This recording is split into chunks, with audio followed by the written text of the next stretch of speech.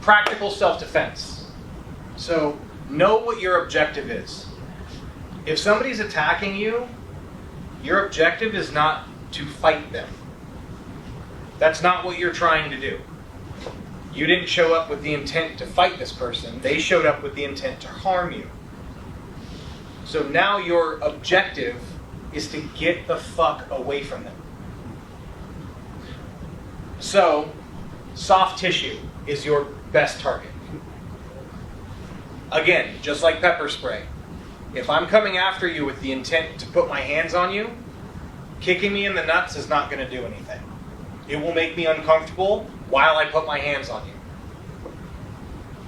Okay? That's not a vital organ of a person. I don't need that to live. So naturally, your body is not going to react the same to that as it would if I stick my thumb as far into your eye socket as I possibly can. It's gross. I'm sorry. But you go that deep in somebody's eye socket, they're going to leave you alone. Yep. And this is soft. Okay? There's nothing here that's going to stop that from happening. Your throat. I don't care how big the person is. Okay? Tatiana, you can walk up right now with the back of your hand, pop me in the throat, and I'm going to take both my hands and do this and step away. Naturally. It's a human instinct. I need this to live. I need these to survive. That's why if you're getting attacked by a shark, you poke it in the eyes. It'll leave you alone. Okay? Getting attacked by a dog or like a mountain lion, you take your hands and you put your fingers in their ears and your thumbs in their eyes. Vital things they need to survive. If they start getting attacked there, they'll leave you alone. You're not worth the risk. That is an innate thing that happens inside of an animal. And we as human beings are animals first.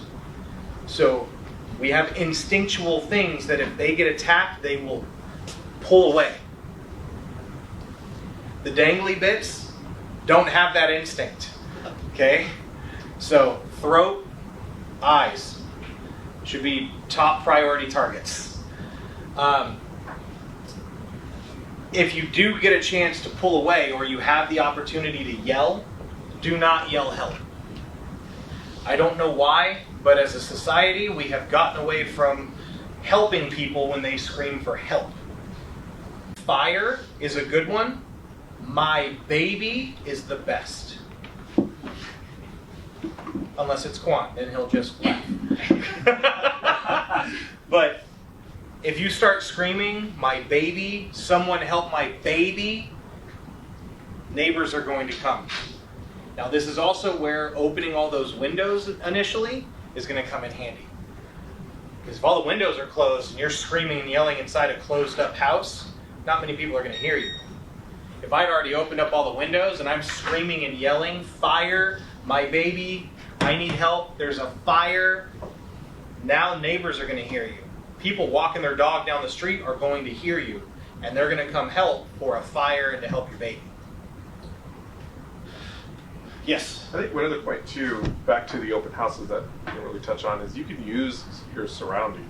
So, like, when you're talking to someone and you're kind of getting that creepy feeling, you can stand on the other side of the kitchen island. And when you're talking to them, you can stand on the other side of the couch when you're showing the... So always like trying to keep like one of those bigger objects in front of you is going to just keep them from being close. Unless Stand it's against the wall. Yeah. Like if you walk up and move the couch. You're right. Exactly. No, that's not weird. But like on one end to one end, as long as you just keep your distances, right? Or the table, the kitchen table, you can stand and like sit up, like kind of like not sit, but like stand behind one of the chairs and they're on the other end of the table. You can always position yourself that you're behind like something, but like a kitchen island would be the easiest one. Yep. Just keeping something in between you. Yep. So if you ever do get in a situation where you have to physically defend yourself, the number one martial art that I could recommend, male, female, old, young, doesn't matter, is jiu-jitsu. There's no striking involved in jiu-jitsu. Okay? And I don't care what anybody says. If someone Carrie's size or Tatiana's size hits me as hard as they possibly can, elbow, fist, kick, it might hurt, but it's not going to put me to sleep. It's not going to stop me from moving forward. Let's test it. I was Okay. just that's right. We'll get 'em very I promise, I've been hit really hard. So, but with that being said, She was too quick to volunteer. yeah, she was down. She's like, have you seen what's happened with my escrows in the last month? I've got some aggression. Yeah, maybe not Carrie, because she's got like Super Saiyan ability right now. Aggression. So, but jujitsu is unassuming, and you're going to be attacking things that, regardless of the person's size, are still going to be effective. All right. This video, I'm only going to show the one on the left, is so realistic, and it's a simple choke that you learn very, very quickly in jiu-jitsu. And it doesn't matter how big the guy or the girl is, it is going to work because you're affecting blood flow. This has nothing to do with airway. And the person won't know that it's being done to them until they start to get like a little lightheaded. And then at that point it's too late. So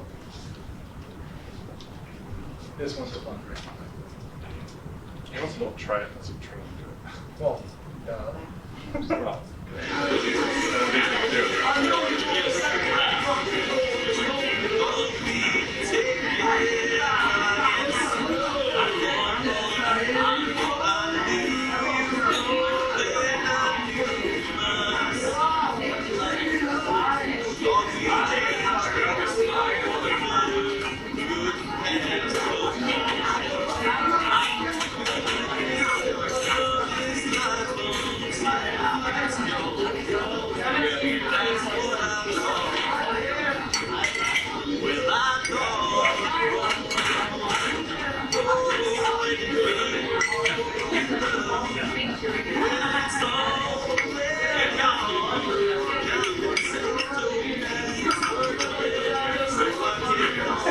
right there he goes, uh-oh.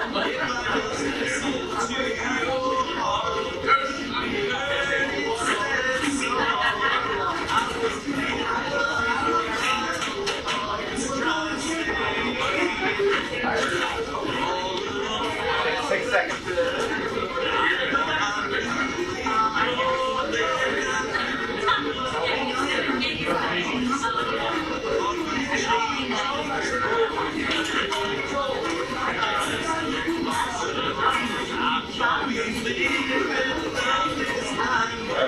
Oh, she absolutely. Yep.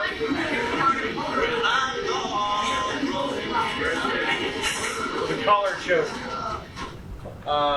When I first started training jiu-jitsu, I have a wrestling background, so very attack style. And on the ground, I like to be the aggressor. Well, I was learning from somebody much smaller. He was probably 140 pounds. And he would just kind of lay there and let me attack, and he'd get that first grip, and it feels like somebody's just kind of pushing you away. So you just keep pushing into it, pressure equals pressure. And then once they get that second grip, you feel your blood flow get restricted, and you're like, 4 or 5 seconds later, you're asleep. Like just darkness. And this is a 140-pound guy that did this to me, like, no question. And he would do it over and over and over because I'm dumb and kept trying to do the same thing. But if you are interested in learning a self-defense technique that isn't going to give you a bunch of black eyes and, rip your body apart, jiu-jitsu is a fantastic option. Because it's not striking. It's actually referenced as the gentle art. Because the best people in jiu-jitsu are fluid. They're not crazy, strong, herky-jerky type people. If you're interested, Jeremy works at Alliance Jiu-Jitsu. I'm sure he would be able to get you guys taken care of over there. I have a school that I go to in Santee. Or wherever you're at, I'm sure you can find a jiu-jitsu school near you. But having just a little bit of training in that is so important. Okay? Because just like anything else, with a little bit of training, you become comfortable and confident with it. You know, you can watch that video over and over and over and over again, but it's still not going to be the same as practical application. I can listen to somebody do scripts, but until I'm actually doing the script, it doesn't have the same impact. Okay? So hopefully you guys took something away from this. If it keeps one bad situation from ever happening, then this class is totally worth it. But yeah, if you want, use me as your phone a friend, and just let me know what your code word is before you call me. Because if you're like, I need the peach folder, that's my code word.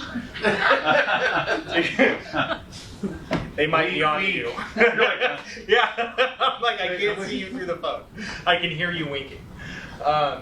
Cool. So with that being said, guys, have a kick-ass day.